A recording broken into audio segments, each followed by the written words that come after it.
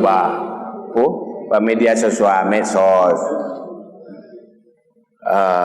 nyan matu je hana tabut lantung bauru ada ron malamnya hana ti lantung tan berbalung ba ming be kan tapi itu sumber ji ilmu ji ilmu puwa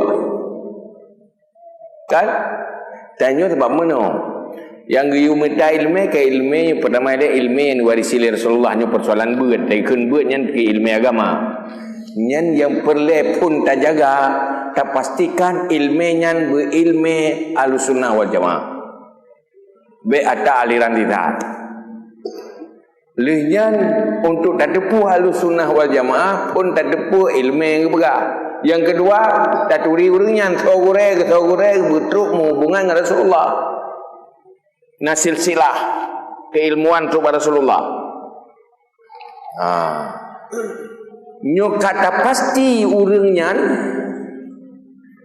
nyan nyo ilmu yang sumber dari urang yang ka konkretnya betul Ahlussunnah wal Jamaah silakan anak pukul. Ulama zaman sekarang kitab hana dulu sini. Tapi yang dulu yang cetak kitabnya percetakan. Tapi tak tupu aso kitabnya nyo ada ulama itu nama jemaah. Menggelentung ni. Membeda baju media sosial je nasu, nyo nasu, tapi tulisan sama juga. Yang makna ji yang dari suara juga sama dengan mana yang tulisan dari ulama Ahlussunnah wal Jamaah. Sabar ni. Sebab mencoba medsos je hanya dah berat, nyopi hanya kan. Abang langsung bawa dia. Hanya dah baca kitab.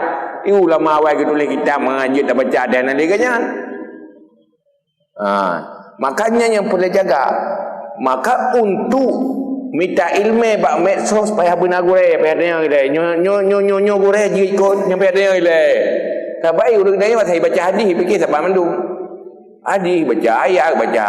Hai kanyo ke hadis dengan ayat ada yang ji berah yang salah. Hadis memang betul, ayat memang betul. Mampu pemahaman ji yang salah. Maka itu salah-salah karena macam aliran nak. Maka pihak yang silakan buat pihak yang baru le. Hai gore hai. Nyonyo gore nyo Ahlussunnah wal Jamaah. Oh nyonyo ikut. Nyonyo ke ni sisa anda.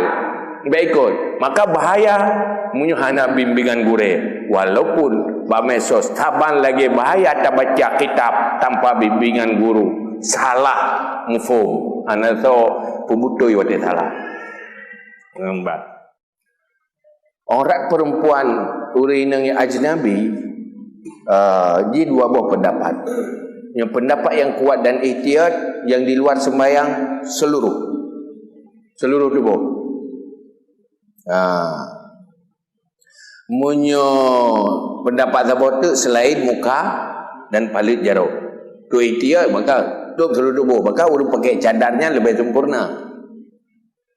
Munyo tadi ada pendapat haram buka wajah di luarnya urangnya kapasiti hana haram. Munyo urang yang bukanya kata ya ada pendapat yang